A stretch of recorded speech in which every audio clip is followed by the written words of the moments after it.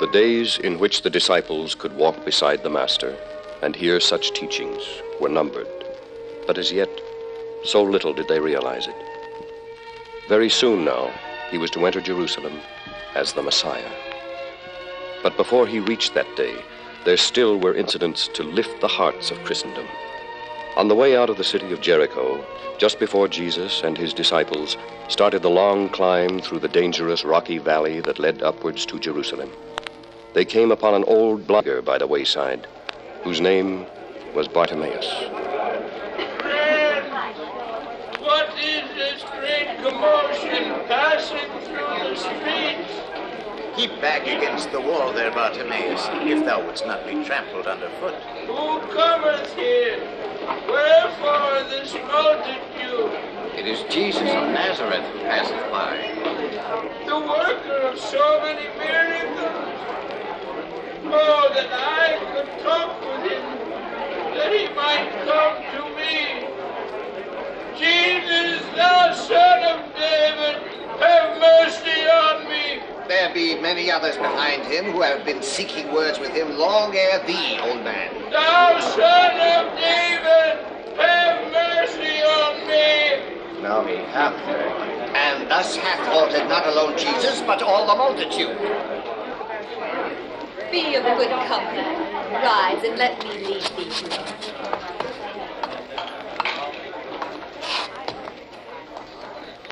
What wilt thou that I should do unto thee? Lord, that I might receive my sight. Go thy way. Thy faith hath made thee whole. Rabbi, as thou dost touch me, all the darkness floweth from mine eyes.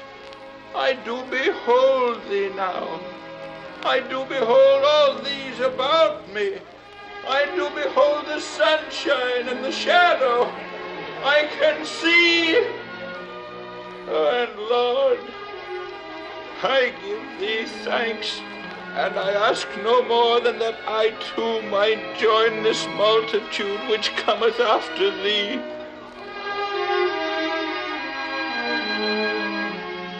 Nor was it only the blind and the halt and the maimed whom Jesus healed upon that journey to Jerusalem. Before he reached the holy city, a messenger arrived from Bethany. If I remember rightly, thou art Peter, one of his disciples. I come to speak with Jesus. Peter I am, friend. The Master walketh there with John. See, I will lead thee to him. I thank thee.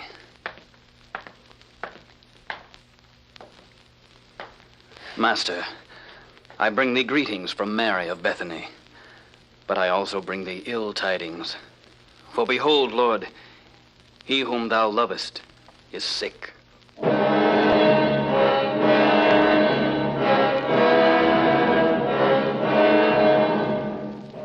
Knowing, perhaps, both the challenge and the triumph that awaited him in Bethany, Jesus delayed 2 days before he turned his steps to that beloved village. Our friend Lazarus sleepeth, but I go that I may awake him out of sleep. Lord, if he sleeps, he shall do well. Lazarus is dead, and I am glad for your sakes that I was not there, to the intent ye may believe. Nevertheless, let us go unto him. Knowing, therefore, even before it had been told him that his friend had died, it was discovered, once he had climbed the familiar slopes of Olivet, that they had buried Lazarus 4 days ago. Hearing that Jesus was approaching Bethany, Martha ran not only from the house, but quite a way along the mountain road out of the town to meet him. Lord, if thou hadst been here, my brother had not died. But I know that even now, whatsoever thou wilt ask of God, God will give it thee. Thy brother shall rise again. I know that he shall rise again in the resurrection at the last day. I am the resurrection and the life. He that believeth in me, though he were dead, yet shall he live. And whosoever liveth and believeth in me shall never die. Believest thou this? Yea, Lord, I believe that thou art the Christ, the Son of God, which should come unto us. With Mary in the house were many Jews who also had loved Lazarus and knew the little family well. Perceiving that Jesus might be in some danger from them, she tried to leave them secretly. But when she went out of the house to meet him, they followed her. And Mary fell at the Master's feet. Lord, if thou hadst been here, my brother had not died. Where have ye laid him? Lord, come and see. Could not this man which opened the eyes of the blind have caused that even this man should not have died?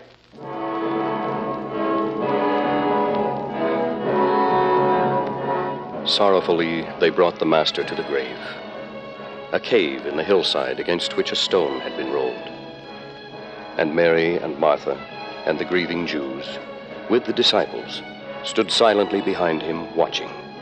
And in some cases, even in the case of Mary, beginning to doubt. But Jesus reassured her. Said I not unto thee, that if thou wouldst believe, thou shouldst see the glory of God?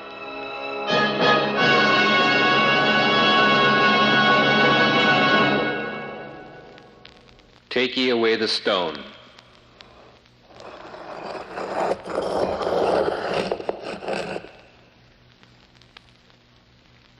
Father, I thank thee that thou hast heard me, and I knew that thou hearest me always. But because of the people which stand by, I said it, that they might believe that thou hast sent me. Lazarus, come forth.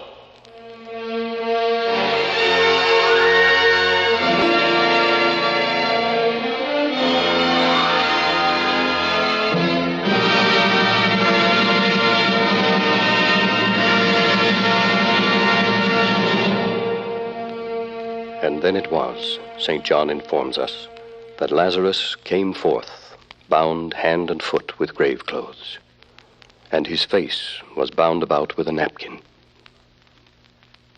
Loose him and let him go.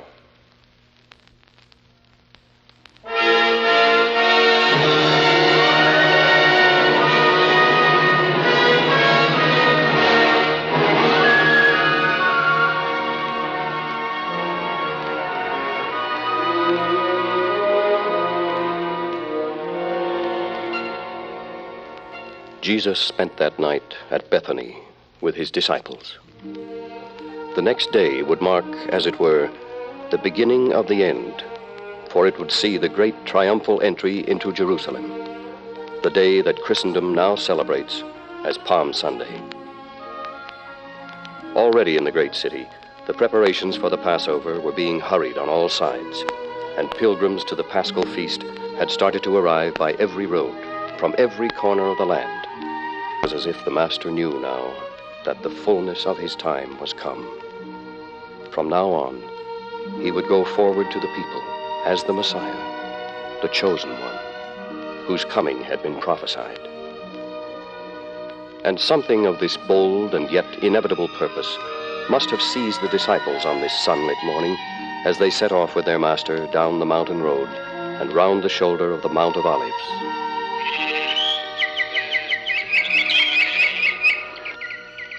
Nearing the village of Bethphage, the Master said to two of his disciples, Go ye into the village over against you, in the which at your entering ye shall find a colt tied, whereon yet never man sat. Loose him and bring him hither. And if any man ask you, Why do ye loose him? Thus shall ye say unto him, Because the Lord hath need of him. It happened as the Master had foretold them. They found the colt where he had said they would, and questioned by the owner, they replied, The Lord hath need of him. And all four Gospels tell us that they brought the colt to Jesus and cast their garments on him, and the Master sat upon him. And they remembered the prophecy of Zechariah. Rejoice greatly, O daughter of Zion. Shout, O daughter of Jerusalem. Behold, thy king cometh unto thee. He is just, and having salvation, and lowly, and riding upon a colt, the foal of an ass. As the little procession went on its way, it crossed the path of many pilgrims making for the holy city.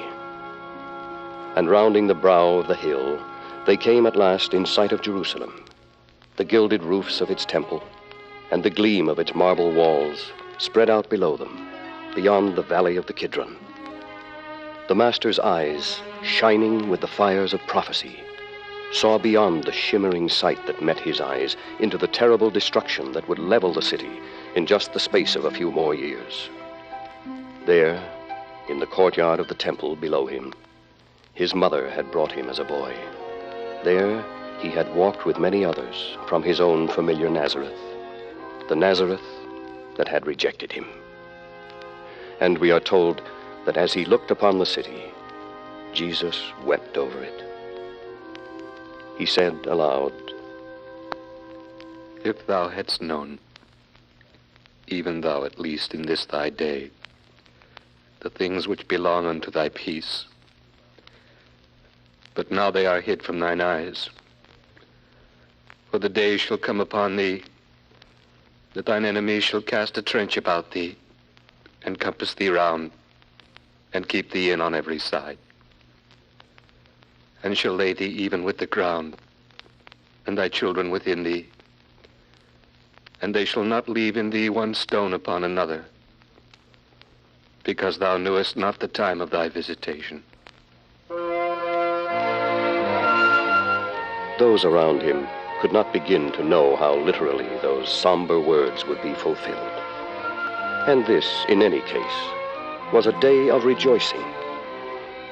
More than that, to the humble disciples, it was the day on which their king was coming to his own.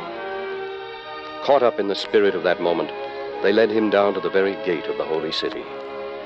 And they sent a note of rejoicing that was caught up by the people who already lined the Master's route.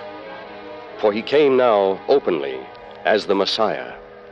They tore down branches of the palm trees that overhung his way and strewed their cloaks and mantles before the colt as the procession moved into the city.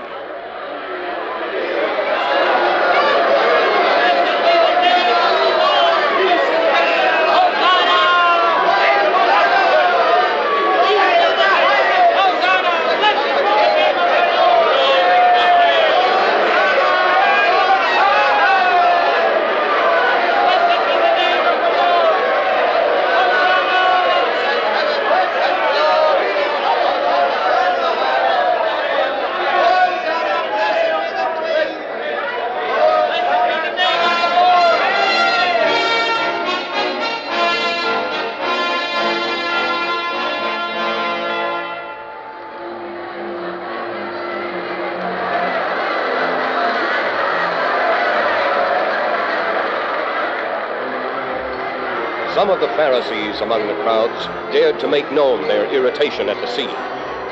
One of them called out aloud to him, Master, rebuke thy disciples. I tell you that if these should hold their peace, the stones would immediately cry out.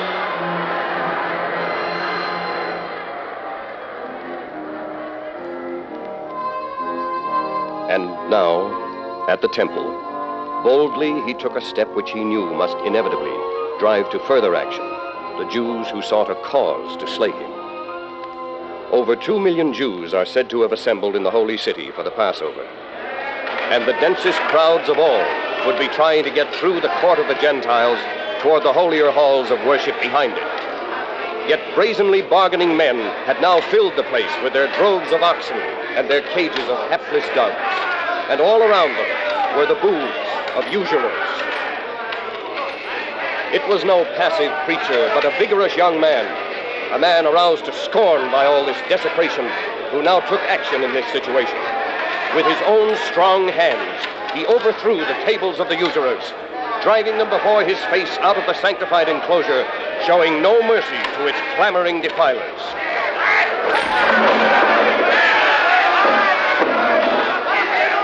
It is written, my house is a house of prayer,